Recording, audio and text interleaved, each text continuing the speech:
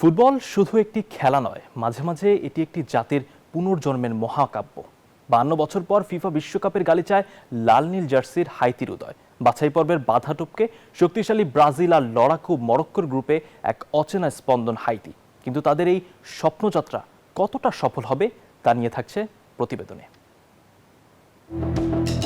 1974 সালের সেই সোনালী বিকেল, পশ্চিম জার্মানির মাঠ থেকে বিদায় নেওয়ার 52 বছর পর আবার বিশ্বমঞ্চে ফিরেছে হাইতি। এটি তাদের ফুটবল ইতিহাসের মাত্র দ্বিতীয় বিশ্বকাপ অংশগ্রহণ, কিন্তু এবারের ফেরাটা যেন কোনো কাব্যের নতুন পরিচ্ছেদ। হাইতি দলের ফুটবল দর্শনে এখন আধুনিকতার ছোঁয়া। তাদের মূল অস্ত্র 4-3-3 ফরমেশন, যা মূলত প্রতি আক্রমণ বা কাউন্টার অ্যাটাকের উপর ভিত্তি করে তৈরি। শারীরিক দৃঢ়তা এবং উইং দিয়ে ঝড়ো গতির আক্রমণ তাদের প্রধান শক্তি।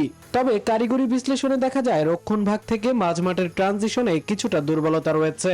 ব্রাজিল বা স্কটল্যান্ডের মতো প্রেসিং ফুটবলের বিপক্ষে যা তাদের জন্য বড় পরীক্ষা হয়ে দাঁড়াতে পারে। যুক্তরাষ্ট্রের এক নম্বর জিম চেইন গোল্ড জিম এখন আবারও বাংলাদেশে।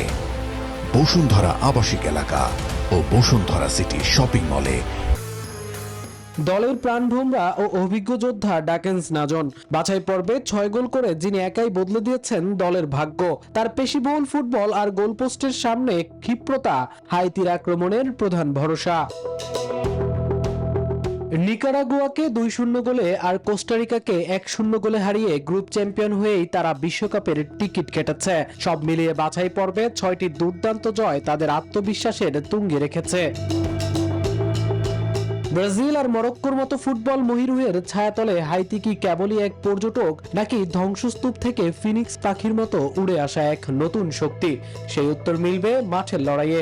52 বছরের দীর্ঘ তৃষ্ণা মেটাতে এখন প্রস্তুত ক্যারিবীয় এই বীরেরা। মামুনুর রহমান, নিউজ 24।